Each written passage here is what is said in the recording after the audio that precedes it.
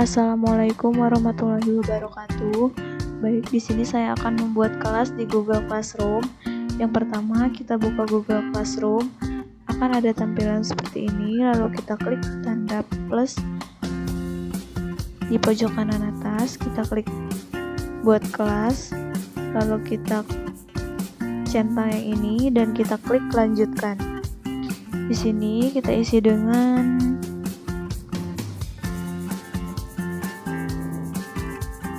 praktek,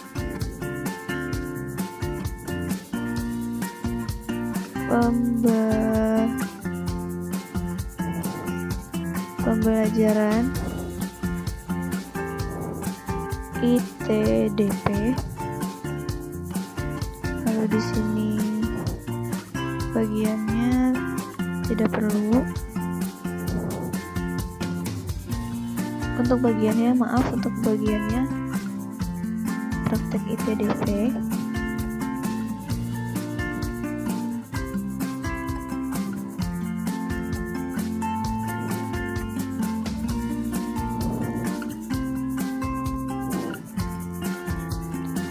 Untuk mata pelajarannya dikosongkan, uangnya 05, PPKE 001. Lalu kita klik buat.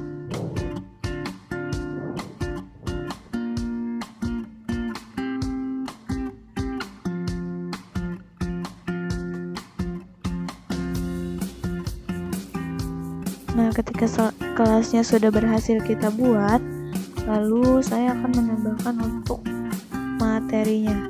Di sini kita klik buat, lalu kita pilih topik,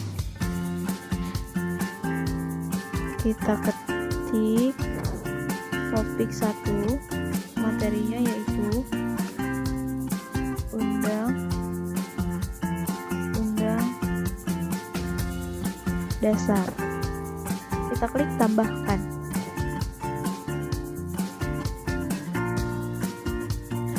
Nah, topiknya sudah jadi. Lalu saya di sini saya akan menambahkan untuk materinya. Kita klik buat, lalu kita pilih materi.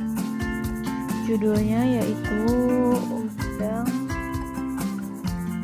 undang dasar. Untuk deskripsinya,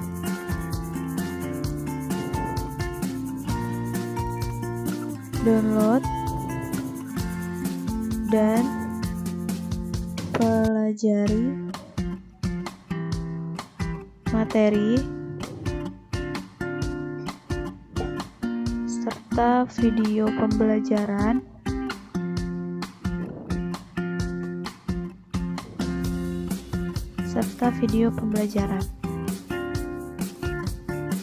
Lalu kita klik tambahkan, pilih file, kita klik browse,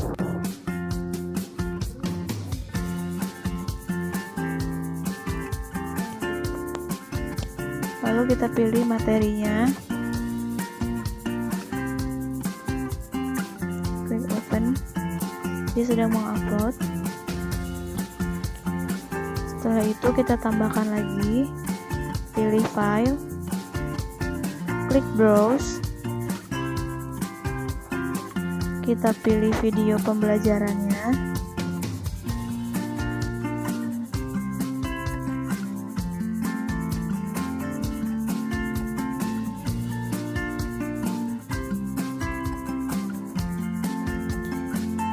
lalu setelah itu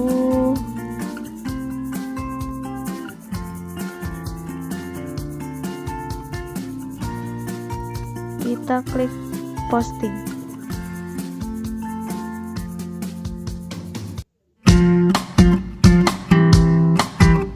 Untuk materi dan video pembelajaran sudah ada.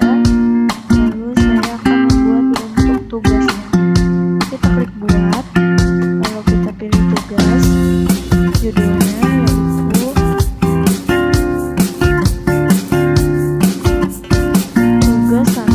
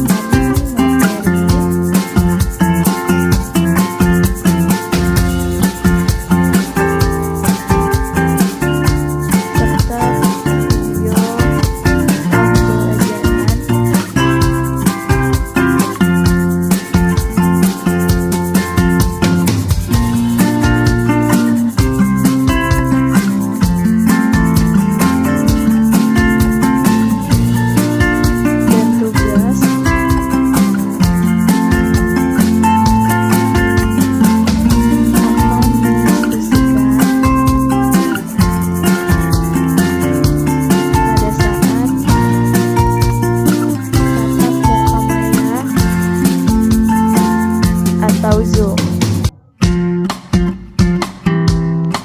Lalu kita klik tambahkan, pilih file, klik browse, dan kita pilih untuk tugasnya, klik open.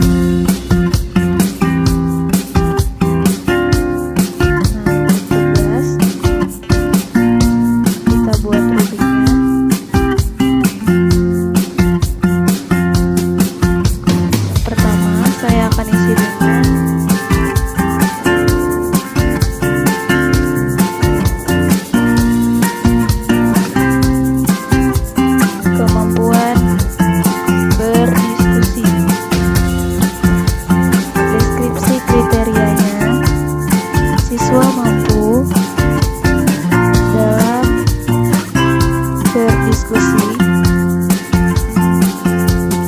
dan tidak pasif.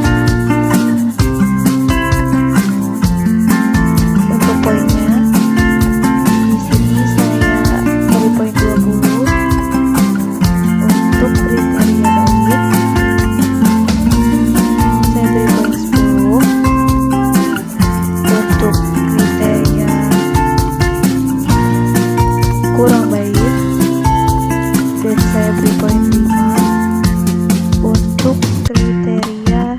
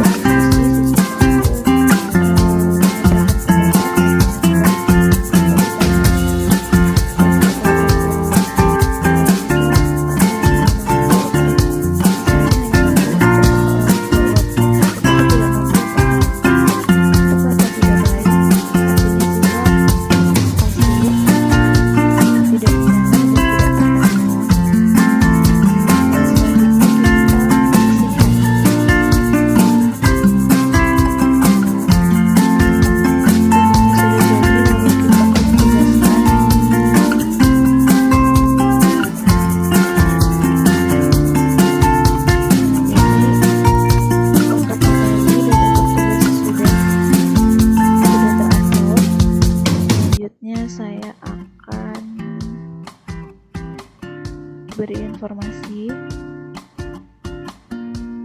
seperti yang di sini, jadwal,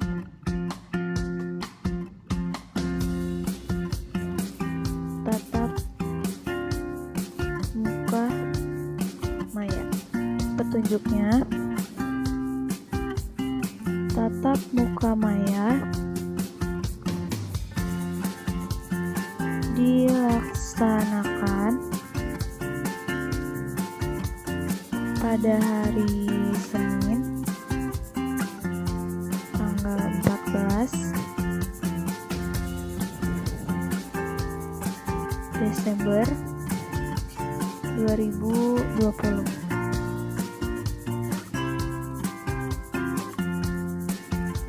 Oke, lalu kita klik tanyakan.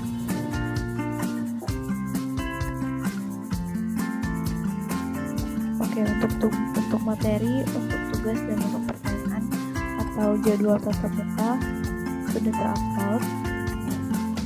Lalu di sini saya akan salin dulu untuk dikirimkan kepada siswa. Oke, cukup sekian. Wassalamualaikum warahmatullahi wabarakatuh.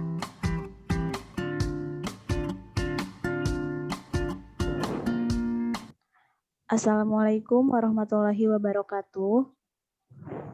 Waalaikumsalam warahmatullahi wabarakatuh. Waalaikumsalam warahmatullahi wabarakatuh. Apa kabar anak-anak semuanya? Baik, Bu. Baik, cantik. Alhamdulillah. Oke, ketemu lagi sama Ibu ya di pertemuan kali ini. Kita akan membahas materi tentang Undang-Undang Dasar.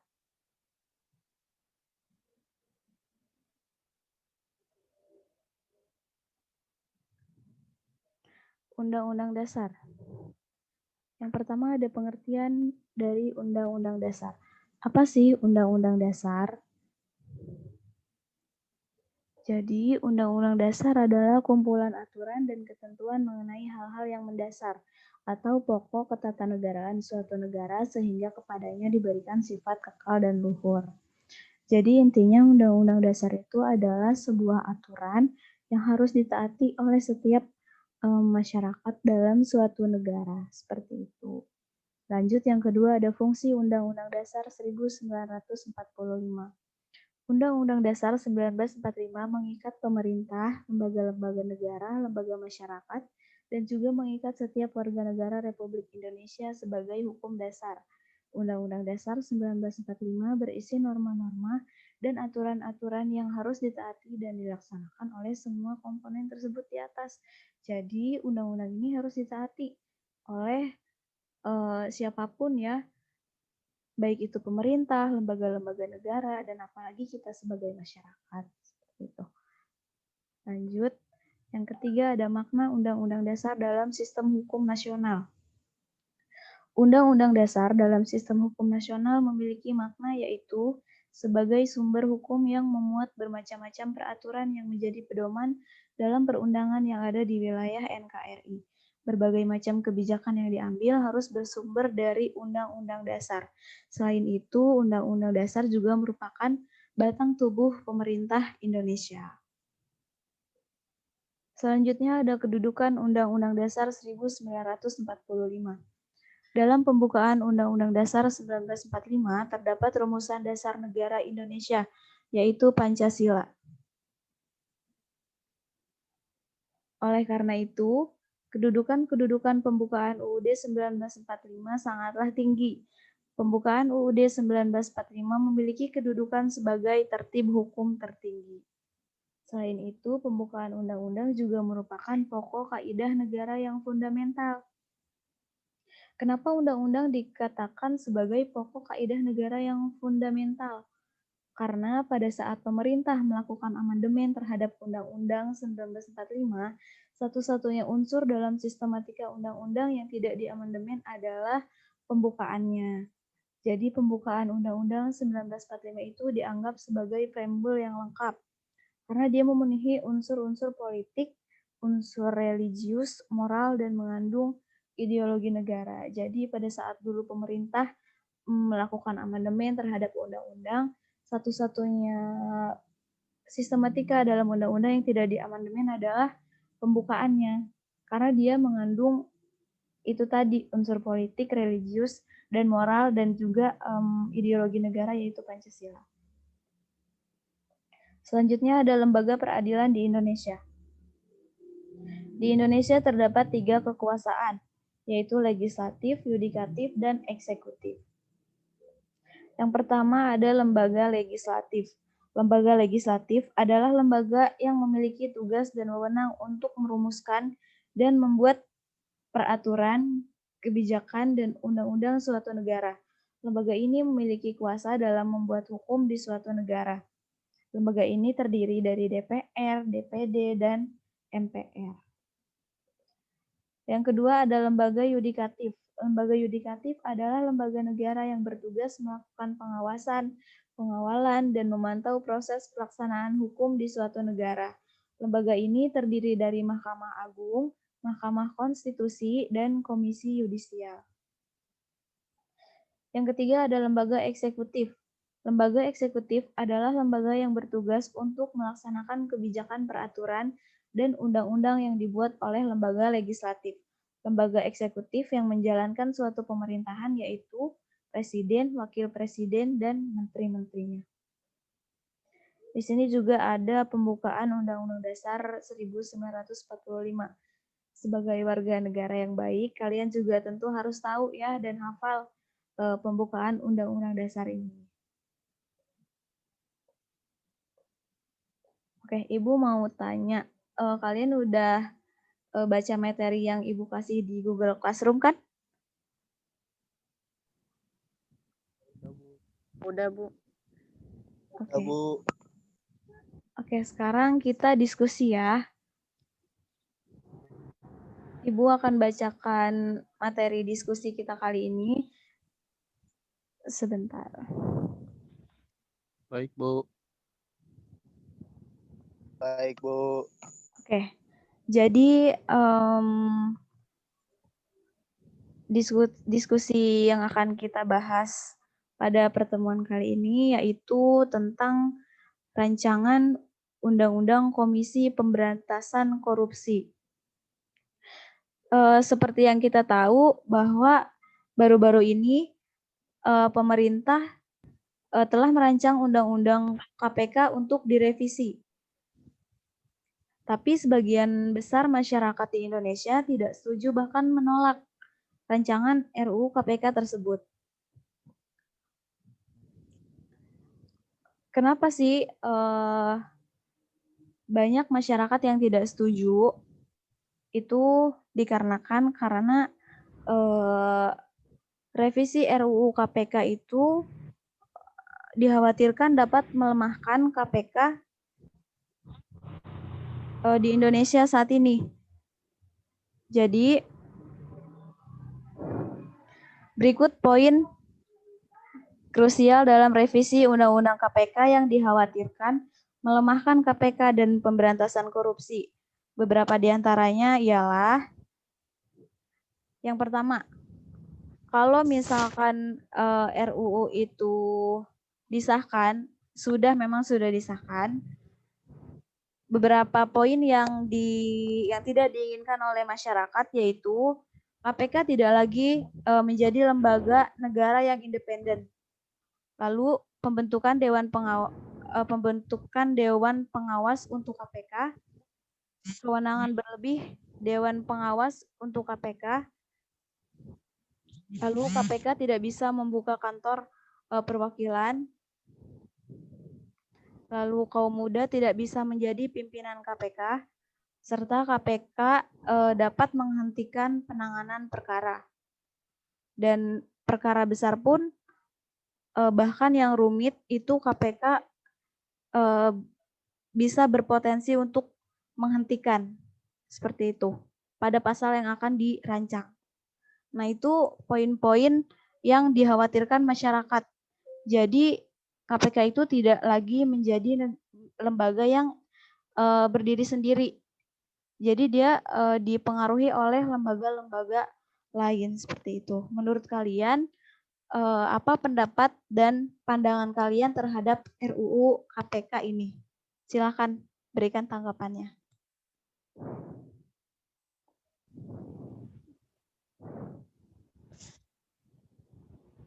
Baik, wassalamualaikum. Waalaikumsalam warahmatullahi wabarakatuh. Assalamualaikum warahmatullahi wabarakatuh. Saya Pogarias Manuman ingin menanggapi dari soal yang tadi Ibu berikan. Nah, di sini kan disebutkan bahwa rancangan Undang-Undang KPK itu pada poin pertama disebutkan bahwa KPK itu tidak lagi berdiri sendiri. Jadi menurut saya poin pertama ini kurang pas dan saya tidak setuju akan poin ini.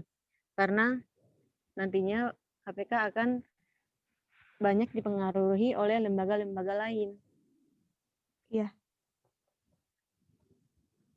Betul. Jadi Saudari Pogaria tidak setuju ya dengan rancangan RUU KPK ini. Ya Bu, saya kurang setuju di poin pertama ini nih. Oke. Mohon maaf Ibu, saya ingin berpendapat Ya, dan ingin silakan. menambahkan pendapat dari Pogaria. Iya. Menurut saya lembaga KPK itu harus bersifat independen karena sesuai pada pasal yang telah ditentukan, KPK itu tugasnya untuk memberantas korupsi. Jika lembaga KPK dicampur tangani oleh pemerintah, maka KPK akan kehilangan tajinya dalam memberantas sebuah korupsi tersebut. Sekian dan terima kasih. Wassalamualaikum warahmatullahi wabarakatuh. Iya, oke, baik. Bagus ya. Selanjutnya siapa lagi yang ingin berpendapat? Assalamualaikum warahmatullahi wabarakatuh. Bu, Waalaikumsalam. saya mau menambahkan dari Muhammad Kamal juga. Iya.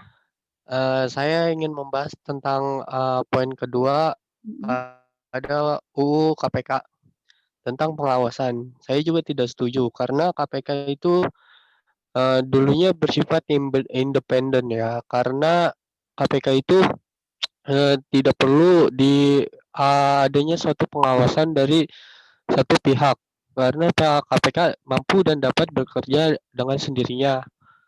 Karena KPK itu memberantas korupsi karena sudah ada tugasnya dan tidak perlu ada pengawasan dari pihak lain atau dari pemerintah untuk mengawasi tugas dan kinerja dari KPK tersebut. Ada lagi yang mau menanggapi dari tanggapan saya? Oke, silakan ditanggapi yang lainnya. Bagus ya pendapat kalian.